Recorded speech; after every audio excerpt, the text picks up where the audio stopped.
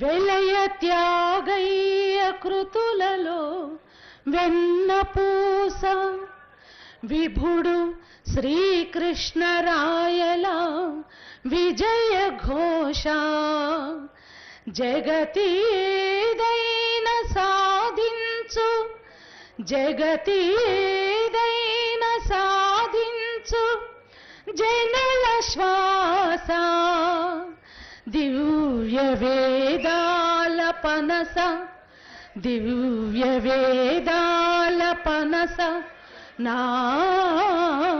తెలుగు భాష ఆ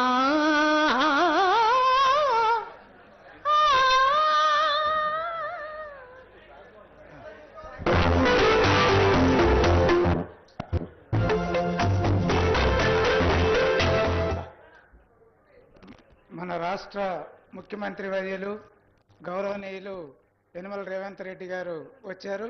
వారిని వేదిక మీదకి రావాల్సిందిగా సమయంగా ఆహ్వానిస్తున్నాను.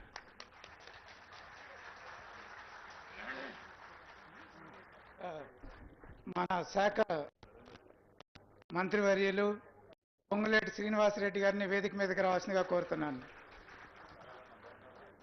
ముఖ్యమంత్రి గారి సలహాదారులు వేం నరేందర్ రెడ్డి గారిని వేదిక మీదకి రావాల్సిందిగా కోరుతున్నాను.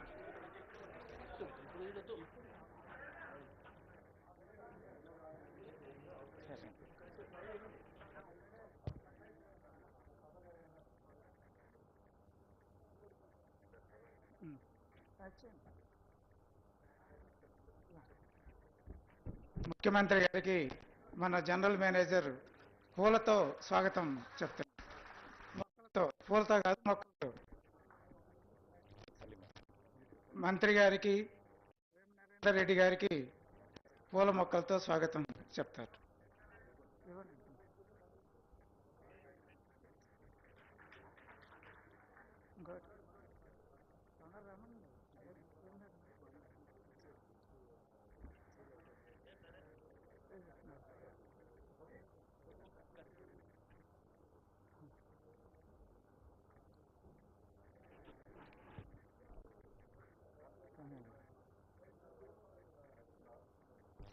ఇప్పుడు మాజీ ఎంపీ నవ తెలంగాణ ఇన్ఛార్జి తమ్మినేని వీరభద్రం గారిని మాట్లాడవలసిందిగా కోరుతున్నాను.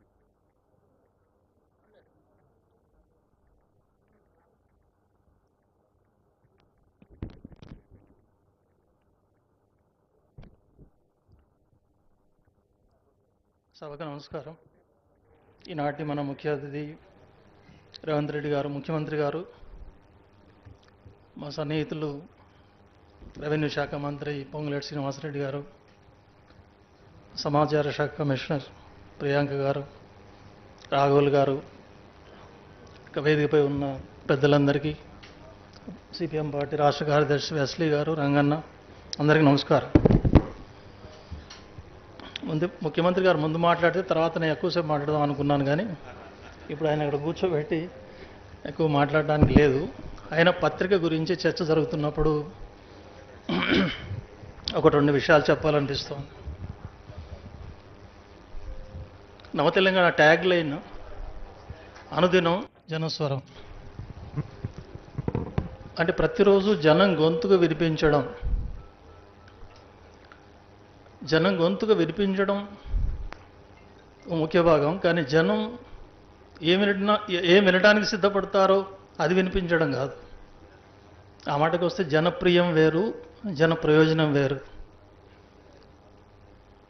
జనప్రియం అంటే జనానికి ఇష్టమయ్యేది.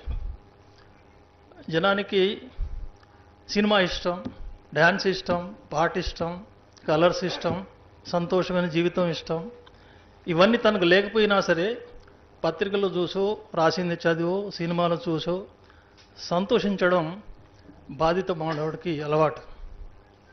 అందుకని అతను ఇష్టమైంది ప్రచురిస్తే, ఇష్టమైంది రాస్తే సర్క్యులేషన్ ఎక్కువ ఉంటుంది.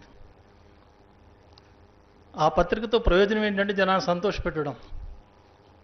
ఆ పేరుతో సర్క్యులేషన్ ఉంటుంది కాబట్టి డబ్బు సంపాదించడం. సర్క్యులేషన్ ఎక్కువ ఉన్న పత్రికలు కాబట్టి ప్రభుత్వాలు కూడా రూల్స్ ప్రకారమే అయినప్పటికీ వాటిని ఆదరిస్తుంటారు, ఎక్కువ ప్రకటనలు ఇస్తుంటారు.